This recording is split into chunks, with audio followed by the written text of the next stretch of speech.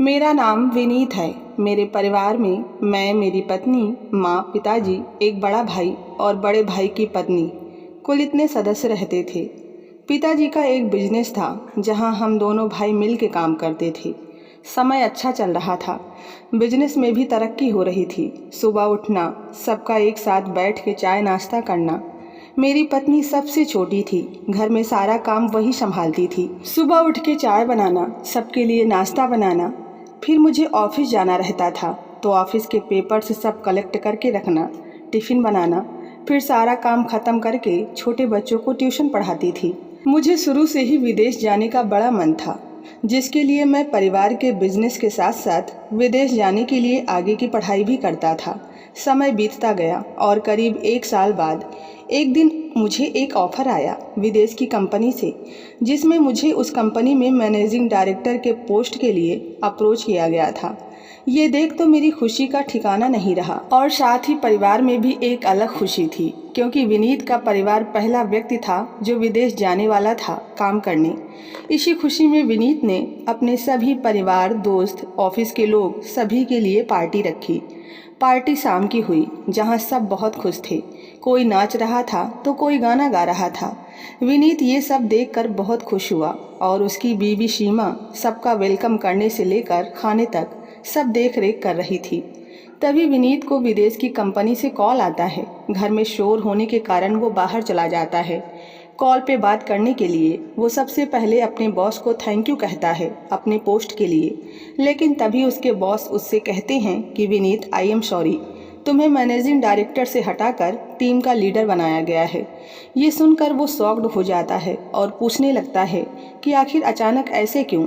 यहाँ मेरे घर में मैनेजिंग डायरेक्टर बनने की खुशी में पार्टी चल रही है और आप मुझसे कह रहे हैं कि मैं टीम में लीडर रहूँगा। तब बॉस ने कहा कि ये सिर्फ मेरे अकेले का फैसला नहीं है, सब ने मिल के लिया है, मैं कुछ नहीं कर सकता। ये सुनकर विनीत ने कॉल रख दिया, बिना कुछ बोले और बिना कुछ आगे का सुने। विनीत मानो पूरी तरह से टूट गया था। उसे समझ नहीं आ रहा था कि वो अब क्या करे। तभी वहाँ सीमा आती है और उसे खाना खाने के लिए कहती है। वो सीमा से कहता है कि तुम सब खा लो, मैं बाद में खा लूँगा। अब सीमा को क्या पता कि उसके दिल पर क्या बीत रही है। वो फिर से कहने लगी कि आज सब यहाँ आए हैं, सब साथ में खाएंगे, चलो आप भी। वो फिर मना कर देता है और कहता है कि उसे अर्जेंट ऑफिस जाना होगा, एक काम आ गया है। ये सुनकर सीमा पूछती है कि सब घर पे हैं तो ऐसा कौन सा काम आ गया अचानक से। तब विनीत कहने लगा कि किसी को बताना नहीं, सब परेशान हो जाएंगे। तुम सबको खाना खिला दो, मैं काम खत्म करके आऊँगा तब खा लूँगा। ये कहकर विनीत वहाँ से निकल जाता है अपनी गाड़ी की तरफ। सीमा को अब विनीत की चिंता लगती है तो कहती है कि आप काम निपटा कर आ जाइए, हम दोनों मिलकर खाना खाएंगे। विनीत भी सिर हिलाकर वहाँ से चला जाता है, लेकिन वो वहाँ से सीधे शराब की दुकान पर जाता है और बैठकर शराब पीने लगता है। और यहाँ घर में सभी लोग खाना खाकर अपने अपने कमरों में चले जाते हैं। तभी विनीत की माँ सीमा से कहती है कि तुम खा लो, विनीत जब आएगा तो खा लेगा, बहुत देर हो गई है, उसका इंतज़ार मत करो। ये सुनने के बाद सीमा ने कहा कि वो जल्दी काम ख़त्म करके वापस आएंगे और मैंने उन्हें कहा भी है कि मैं आपके लिए रुकी रहूँगी, आप आओगे तो दोनों साथ मिल के खाएंगे। ये सुनकर विनीत की माँ कहती है कि ठीक है, जैसा तुम्हें ठीक लगे, मैं सोने जा रही हूँ। ये बोल के विनीत की माँ और बाकी सब सोने चले गए और सीमा वहाँ सोफे पे बैठकर इंतज़ार करने लगी विनीत का। रात के 3 बज गए थे, लेकिन विनीत घर नहीं आया था और ना ही कॉल उठा रहा था। सीमा को अब चिंता होने लगी। वो कॉल पे कॉल किए जा रही थी। फिर कुछ देर बाद तक कोशिश करने के बाद भी कॉल नहीं उठाया तो उसने ऑफिस में कॉल किया, जहां उसे पता चला कि वो ऑफिस गया ही नहीं। ये सुनकर सीमा और परेशान होने लगी और वहाँ विनीत शराब पिए जा रहा था। जब एक वेटर ने देखा कि वो लगातार कई घंटों से शराब पी रहा है तो उसने अपने मैनेजर को बताया। फिर मैनेजर ने विनीत को सलाह दी कि सर, आपने बहुत पी ली है और रात भी बहुत हो चुकी है, आपको घर जाना चाहिए। आपके परिवार वाले इंतजार कर रहे होंगे। लेकिन विनीत होश में ना होने के कारण कुछ भी सुन नहीं पा रहा था, बस पिए जा रहा था और कुछ देर बाद वो वहीं सो गया। जब मैनेजर ने उसे वहाँ सोते देखा तो उसने वेटर से कहा, वो आदमी जो पी रहा था एक अच्छे घर का लगता है, एक काम करो उसके मोबाइल से उसके घर में कॉल कर दो, वो परेशान हो रहे होंगे और उसे यहाँ से आकर ले जाएंगे। ये सुन वेटर ने विनीत के पॉकेट से मोबाइल निकाला और जैसे ही स्क्रीन चालू की तो देखा एक नंबर से 100 से भी अधिक कॉल आ चुकी थी।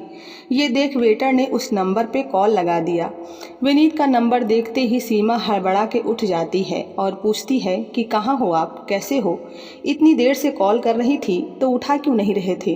तभी आगे से आवाज़ आती है, मैडम मैं वेटर बोल रहा हूँ, सर ने ज़्यादा शराब पी ली है इसीलिए वो यहाँ सो गए हैं, आप आके यहाँ से इन्हें ले जाइए। ये सुनकर मानो सीमा को झटका सा लगा हो, वो समझ नहीं पा रही थी कि आखिर क्यों। फिर सीमा ने घर में सभी को उठाया और विनीत के बारे में बताया। सब हैरान थे और फिर विनीत का बड़ा भाई उसे लेने गया। कुछ देर बाद विनोद और उसके पापा विनीत को लेकर घर आते हैं और उसे अपने कमरे में सुला देते हैं। लगभग सुबह हो गई थी। तभी विनीत की माँ किचन में जाती है सबके लिए चाय बनाने। तब वो देखती है कि खाना सब पड़ा हुआ है। वो समझ जाती है कि बहू ने खाना नहीं खाया और पूरी रात जगी थी। वो जल्दी से नाश्ता बनाती है और सीमा के कमरे में जाकर कहती है, बहू तुमने पूरी रात कुछ नहीं खाया और पूरी रात बैठी थी सोफे पर, लो कुछ खा लो और थोड़ा आराम कर लो। लेकिन सीमा कुछ भी खाने से मना कर देती है। विनीत की माँ उसके चेहरे के हाव भाव समझ लेती है और एक नज़र विनीत पर डालती है और बिना कुछ कहे वहाँ से चली जाती है। कुछ देर बाद विनीत उठता है और देखता है कि वो घर में है तो उसे सब समझ आ जाता है कि घर में सबको पता चल गया है और कोई उसे वहाँ से लेकर आया। सामने सीमा बैठी रहती है, वो उसे कुछ कहे तब तक सीमा उठकर वहाँ से चली जाती है। ये देख विनीत सोचता है कि उसे शाम को मना लूँगा, फिलहाल ऑफिस चला जाता हूँ। जब वो तैयार होकर हॉल में आता है तब वो देखता है कि पूरा परिवार हॉल में बैठा है। विनीत सबके पास जाता है और सबको सारी बात बताता है कि कैसे उसे पोस्ट से बदल दिया गया और वो परेशान दुखी होकर शराब पीने चला गया। विनीत अपने व्यवहार के लिए सबसे माफ़ी मांगने लगता है। उसके पापा कहते हैं कि ये तूने ठीक नहीं किया, तेरी वजह से बहू पूरी रात यहाँ बैठी रही और भूखी रही इस इंतज़ार में कि तू आएगा और साथ बैठकर खाना खाएंगे और तू वहाँ बैठ के शराब पी रहा था। क्या यही दिन देखने के लिए तुझे इतना पढ़ाया लिखाया, इस काबिल बनाया? अगर तुझे माफ़ी मांगनी है तो बहू से मांग। कल पूरा दिन उसने काम किया, पार्टी सारी उसने संभाली। विनीत सीमा के पास गया और सॉरी कह के ऑफिस के लिए निकल गया। ये देख सीमा को कुछ समझ नहीं आया कि यह क्या था, बस एक सॉरी और बात ख़त्म। पूरा दिन जिसके लिए काम कर रही थी, भूखी रही कि उसके साथ खाऊंगी। रोज़ सुबह उठ के चाय बनाती हूँ, नाश्ता बनाती हूँ, टिफ़िन बनाती हूँ। वो मुझसे झूठ बोलकर पूरी रात बैठकर शराब पीता रहा और यहाँ मैं उसका इंतज़ार कर रही थी। क्या यही प्यार है इसका? क्या इसे ही प्यार कहते हैं? क्या इसकी पोस्ट मेरे से ज़्यादा ज़रूरी थी? यही सब वो पूरा दिन सोचती रही। देखते देखते शाम हो गई और सब घर आ गए। विनीत आते ही बोला, माँ भूख लग गई है, खाना दो, जल्दी से मैं कपड़े बदल के आता हूँ। विनीत कपड़े बदल के डिनर टेबल पर बैठ गया। फिर बाकी सब भी आए और खाना शुरू हुआ। खाना खाने के बाद रोज की तरह सीमा आखिरी में खाना खाने बैठी। वो अपना खाने के बाद जब अपने रूम में गई तो देखा विनीत सो गया था। ये देख वो अंदर से उदास और टूट सी गई कि कैसे विनीत इतना जल्दी भूल सकता है सारी बातों को, कैसे वो बिना कुछ कहे बिना कुछ ठीक किए रह सकता है। कैसे उसके मन में नहीं आया एक बार भी कि उस रात उसकी बीवी उसका इंतजार कर रही थी, वो भी भूखे पेट। क्या इसे कुछ फर्क नहीं पड़ता मेरे होने या ना होने से? क्या इसके लिए ये सब कुछ एक आम बात है? क्यों विनीत को झूठ कहना ज़रूरी था? उसे एक बार भी नहीं लगा कि वो मुझे सच बताए। क्या ऐसे पहले भी झूठ कहा होगा इसने? ऐसे ही कई सवाल मन में रखे पूरी रात वो सोचती रही और फिर सोचते सोचते सुबह हो गई। फिर रोज़ की तरह सबके लिए चाय बनाना, नाश्ता तैयार करना, टिफ़िन देना, ये सारे कामों में लग गई। विनीत रोज़ की तरह नॉर्मल था और सीमा अभी तक उससे उस रात के बारे में सुनने के लिए इंतज़ार कर रही थी। पर वो अपना टिफ़िन ले ऑफिस के लिए निकल गया। उसने सीमा से उसकी उदास होने की वजह तक नहीं पूछी। सीमा काम निपटा कर अपने कमरे में आई और अचानक से खड़े होकर उसने अपने आप से कहा कि जब किसी को यहाँ मेरी ज़रूरत ही नहीं, जब किसी को फ़र्क नहीं पड़ता, रोज़ अंदर हजारों सवाल लेकर बिना कोई काम रोके काम करती हूँ, ये किसी को नहीं दिखता। अगर ऐसा ही है तो मुझे यहाँ रहने का कोई हक नहीं। एक औरत जो अपना सब कुछ छोड़कर किसी के घर को सच्चे दिल से अपनाती है और उसे अपना घर समझकर सारा टाइम घर को संभालने में लगा देती है और बदले में ये उम्मीद, ये चाहत रखती है कि उसका परिवार उसका साथ दे, उसके पति को कभी उसे झूठ बोलने की ज़रूरत ना पड़े, क्या इतनी सी उम्मीद रखना गलत है? और फिर वो फैसला कर लेती है कि वो अब उस घर में नहीं रहेगी जहाँ उसकी कदर नहीं। ये सोच वो अपना सामान पैक करना शुरू कर देती है और फिर वो सारा सामान लेके हॉल में आती है। ये देख उसकी सास हैरान हो जाती है और उससे पूछते हुए कहती है कि क्या हुआ बहू, सब ठीक है ना? ये सब सामान लेके कहाँ जा रही हो? सीमा कहती है कि मुझे यहाँ ठीक नहीं लग रहा, मैं कुछ दिनों के लिए अपने माँ पापा के घर जा रही हूँ। ये सुन सास घबरा गई, लेकिन वो और कुछ कह पाती तब तक सीमा वहाँ से चली गई। ये देख विनीत की माँ ने तुरंत विनीत को कॉल लगाया और उसे सारी बातें बताई। ये सुन विनीत को थोड़ा समझ आ गया कि उस दिन की बात को लेकर अभी तक सीमा उससे नाराज है। उसने माँ से कहा, आप टेंशन मत लो, वो ऐसे ही मिलने गई होगी, शाम को आते वक्त मैं उसे घर लेके आऊँगा। ये सुन विनीत ने कॉल रख दिया और अपने कामों में लग गया। जब शाम हुई तो विनीत ऑफिस से निकलकर अपने ससुराल चला गया अपनी बीबी को लाने, लेकिन उसकी बीबी ने आने से मना कर दिया और कहने लगी कि मुझे कुछ वक्त चाहिए, अकेले रहना है, जैसे ही मैं ठीक हो जाऊंगी मैं खुद आ जाऊंगी अपने आप। ये सुन विनीत सीमा को मनाने की कोशिश करने लगा, लेकिन कहते हैं ना कि हर चीज़ का एक वक्त होता है, अगर वो वक्त निकल जाए तब आप चाह कर भी कुछ नहीं कर सकते। कुछ ऐसा ही यहाँ विनीत के साथ हुआ। जब बीबी घर में थी तब विनीत को एक बार भी ख्याल नहीं आया उसे मनाने का, एक बार भी ख्याल नहीं आया उससे बात करने का। और आज जब वो घर से चली आई तब उसे होश आया कि मुझे बात करनी चाहिए थी। बहुत मनाने के बाद जब वो नहीं मानी तब उसने पूछा कि तुम किस बात को लेकर नाराज़ हो? मैंने उस दिन शराब पी थी इसलिए ना? तो चलो अगली बार से नहीं पीऊँगा, अब माफ़ कर दो और चलो घर। ये सुन सीमा ने कहा, मुझे इस बात का बुरा लगा कि आपने शराब पी और तो और आपने मुझसे झूठ कहा। आप मुझसे झूठ कहकर घर से गए, एक बार भी आपको मेरा ख्याल नहीं आया। ना जाने आप पहले भी कितना झूठ बोले होंगे या आगे कितना बोलेंगे। ये सुन विनीत को गुस्सा आया और उसने कहा, तुम बस एक झूठ को लेकर इतना बड़ा हंगामा कर रही हो। एक झूठ ही तो था, और कौन सा मैं किसी लड़की के साथ था पूरी रात जो तुम ऐसे बोल रही हो। आखिरी बार कह रहा हूँ, चलो घर, मेरे पास इतना वक्त नहीं है कि बार बार यहाँ आके तुम्हें समझाता रहूँ। ये सुन सीमा ने सीधा कहा कि आप जा सकते हो, मैंने आपको नहीं रोका है, खाना बना है, खा कर जाना। ये सुन विनीत गुस्से से वहाँ से निकल गया बिना खाए। ये देखकर सीमा रोने लगी। वहाँ जब वो घर पहुँचा तब सभी हॉल में बैठे थे और जैसे ही देखा कि विनीत आ गया तो वो उससे पूछने लगे, अकेला आया है, बहू कहाँ है? ये सुन विनीत को समझ नहीं आ रहा था कि वो क्या बोले सबको। उसने फिर कह दिया कि आ जाएगी कुछ दिनों में और कहकर अपने रूम में चला गया। अगले दिन विनीत के पिताजी बोलने लगे, बहू बहू कहाँ हो तुम? अभी तक चाय नहीं मिली मुझे। ये सुन विनीत की माँ ने कहा, बहू कहाँ है? आप भूल गए, वो अपने मायके चली गई है।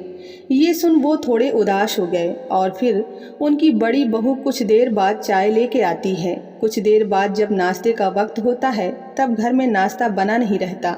देखते ही देखते घर का सारा माहौल बिगड़ने लगता है। ना किसी को समय पर चाय मिलती है और ना ही किसी को समय पर खाना। उनकी बड़ी बहू जॉब करती थी तो वो भी अकेले कितना कर पाती, जितना उससे होता वो करके अपने ऑफिस चली जाती। ये देख घर के सभी लोग परेशान रहने लगे। वहाँ विनीत का सारा काम, कपड़े से लेकर लैपटॉप, पेपर्स सब सीमा ला कर देती थी। अब तो वो घर पे थी नहीं तो विनीत को सारा काम खुद करना पड़ता, जिससे वो और भी परेशान रहने लगा। वक्त बीतता गया। सीमा अब अपने माँ बाप का ख्याल रखने लगी और यहाँ विनीत का घर, जो एक हंसता खेलता परिवार था, वो धीरे धीरे टूटने लगा। किसी को आदत थी नहीं कोई काम करने की, अब सबको अपना अपना काम करना पड़ता था। फिर जब विनीत को समझ आया कि वो ज़्यादा दिन ऐसे नहीं रह पाएगा तो वो फिर से सीमा को मनाने चला गया। लेकिन सीमा वापस जाने के लिए मान ही नहीं रही थी। उसका बस एक ही कहना था, मुझे अब आप पे भरोसा नहीं, आप झूठे हो और मैं उस इंसान के लिए अपनी सारी ज़िंदगी कुर्बान कर दूं। ये मुझे मेरे मम्मी पापा ने नहीं सिखाया। अब जब तक मुझे यकीन नहीं हो जाता तब तक मैं अब उस घर में नहीं आऊँगी। ये सुन विनीत कहने लगा, क्या तुम एक झूठ को लेकर अब तक इतना बड़ा बवाल बना के रखोगी? क्या तुम्हारे मम्मी पापा ने ये सिखाया है कि अपने पति को, अपने परिवार को छोड़कर अपने मायके आ जाओ? क्या यही प्यार है तुम्हारा? ये इतना काम किसके लिए कर रहा हूँ? तुम्हारे लिए ना, हमारी अच्छी ज़िंदगी के लिए। और तुम हो कि एक झूठ को लेकर इतना बखेड़ा खड़ा कर रही हो। प्लीज़ मान जाओ, घर चलो, वापस दोबारा ऐसा नहीं होगा। लेकिन सीमा नहीं मानी। उसने कहा, जब तक मुझे मेरा दिल नहीं कहता तब तक मैं नहीं आऊँगी, आप चले जाओ। ये सुन वापस विनीत अपने घर के लिए निकल गया। जब वो घर पहुंचने ही वाला था तभी उसे फिर से विदेश से कॉल आता है। वो साइड में गाड़ी रोक के कॉल उठाता है। तब वहाँ बॉस उससे कहते हैं, बधाई हो विनीत, तुम मैनेजिंग डायरेक्टर के लिए अपॉइंट किए गए हो। ये सुन विनीत खुश नहीं होता और बॉस को कहने लगता है, क्या सर, इस बार फिर मुझे हाँ बोल के ना बोल दोगे? आपके उस दिन की वजह से यहाँ मेरी ज़िंदगी बर्बाद हो गई है और आप मुझे ये बोल रहे हो? ये सुन बॉस ने कहा, मुझे नहीं पता विनीत, तुम्हारे निजी जीवन में क्या हुआ है। उस दिन जब मैंने कहा कि तुम्हारी पोस्ट बदल दी है, वो मेरे अकेले की बात नहीं थी, पूरी टीम ने मिलकर तय किया था और उसके पीछे वजह भी थी। वजह ये है कि तुम्हारा जो प्रोजेक्ट था, जो तुमने हमें दिया था, वो पूरा नहीं भेजा था, जिसकी वजह से तुम्हारी पोस्ट बदलनी पड़ी। मैं तुम्हें आगे बता ही रहा था कि तुमने उस वक्त कॉल कट कर दिया। ये सुन विनीत ने अपना लैपटॉप ओपन किया और चेक करने लगा। तब उसे पता चला कि पार्टी की खुशी में उसने पूरा काम ख़त्म ही नहीं किया था और उसने बिना कुछ देखे बॉस को दे दिया। ये देख विनीत ने बॉस को सॉरी कहा और माफ़ी मांगी और फिर पूछा कि सर, लेकिन अभी फिर से ये पोस्ट कैसे दे दी मुझे? मैंने तो आगे कोई काम ही नहीं किया, फिर अभी कैसे मिली मुझे? फिर बॉस ने कहा, वो जो आधा काम रह गया था प्रोजेक्ट में, वो तुम्हारी बीबी ने कंप्लीट करके मुझे मेल कर दिया, जिसे देख सारे टीम मेंबर बहुत खुश हुए और तुम्हें फिर से पोस्ट दे दिया गया। ये सुन विनीत हैरान रह गया और वो सर को थैंक यू बोल, बाद में बात करता हूँ सर, ये बोल करके कॉल कट कर दिया और बहुत रोने लगा। रोता गया। जिस बीबी को वो टाइम नहीं देता था उसे झूठ कहकर चला गया। हमेशा वो घर के काम करती रही, लेकिन एक बार भी उसने उससे पूछना ज़रूरी नहीं समझा कि कैसी हो, लाओ मैं कर देता हूँ काम, या आराम कर लो बाद में कर लेना। हमेशा उसे गलत समझ रहा था और आज वही बीवी ने उसके झूठ बोलने पर भी, घर छोड़ने पर भी, पूरी रात उसे भूखा रखने तक, रोज़ घर के सुबह से शाम तक काम कराने पर भी उसने अपने पति का काम किया, उसे ज़रूरी समझा। और वो भले मायके में थी लेकिन काम अपने पति का कर रही थी, वहाँ रहकर भी, ताकि उसके पति का विदेश जाने का सपना, मैनेजिंग डायरेक्टर का पोस्ट उसके पति और उसके परिवार का सपना था, वो पूरा हो सके। जब वो अपने घर पहुंचा तब माँ ने देखा कि विनीत की आंखों में आंसू हैं। तब माँ ने पूछा, क्या हुआ बेटा, तू रो रहा है? विनीत ने कहा, माँ मैं बहुत बुरा हूँ, इतना बुरा कि मैं किसी से नज़रें भी नहीं मिला सकता, खासकर अपनी बीबी सीमा से। ये सुन माँ बोली, बेटा हम औरतें भले ही कुछ कहती ना हों, जताती ना हों, इसका मतलब ये नहीं कि हम इंसान नहीं, हमारे अंदर कोई दिल नहीं है। क्या हमें जीने का हक नहीं? हमें अपने सपने पूरे करने का हक नहीं? आज तक तुमने कभी पूछा अपनी बीबी से कि उसे क्या पसंद है? उसका कोई सपना है? उसकी कोई ख्वाहिश है जो अधूरी हो? एक बार भी बेटा तूने अपनी माँ तक से नहीं कहा कि माँ तुम आज रहने दो, मैं काम कर देता हूँ। बेटा सब कुछ पैसा ही नहीं होता, सारे सपने सिर्फ तुम्हारे ही नहीं होते। तुम्हारे पास जो अपना सब कुछ छोड़ कर आई है उसके भी रहते हैं। सिर्फ ऊंचा उड़ना मत सीखो, बल्कि साथ में अपने परिवार को भी ऊंचा उड़ना सिखाओ, जो तुम्हारे लिए अपना सब कुछ छोड़ कर आते हैं। मेरा क्या है, मेरी तो उम्र हो गई है, अभी भी वक्त है, संभल जाओ। ये सुन विनीत अपने माँ के पैरों पर गिर गया, साथ ही वहाँ खड़े उसके भाई और पिताजी भी रोने लगे। तभी माँ ने विनीत को कहा, उठ जा बेटा, उठ जा, जा और मेरी बहू को कुछ भी करके ले आ, बहुत याद आ रही है उसकी। विनीत के आंसू रुके ही नहीं जा रहे थे। वो अपनी सीमा के पास जा पहुँचा, उसको गले लगाकर रोने लगा। उसने फिर सीमा को अपने पास बिठाकर उसे अपने हाथों से खाना खिलाया। सीमा की आंखों में भी आंसू थे। विनीत अपने किए की माफ़ी मांगता और फिर सीमा के माता पिता का आशीर्वाद लेकर सीमा के साथ अपने घर पहुंचता है। घर पर दोनों के लिए एक केक रखा रहता है। ये देख दोनों खुश हो जाते हैं और केक काट कर एक दूसरे को खिलाने लगते हैं। कुछ देर बाद विनीत और उसके बड़े भाई दोनों मिलकर सबके सामने कहते हैं कि अब से हर हफ्ते में 2 दिन हम भाई मिल के खाना बनाएंगे और वो दिन आप सभी को आराम करना होगा।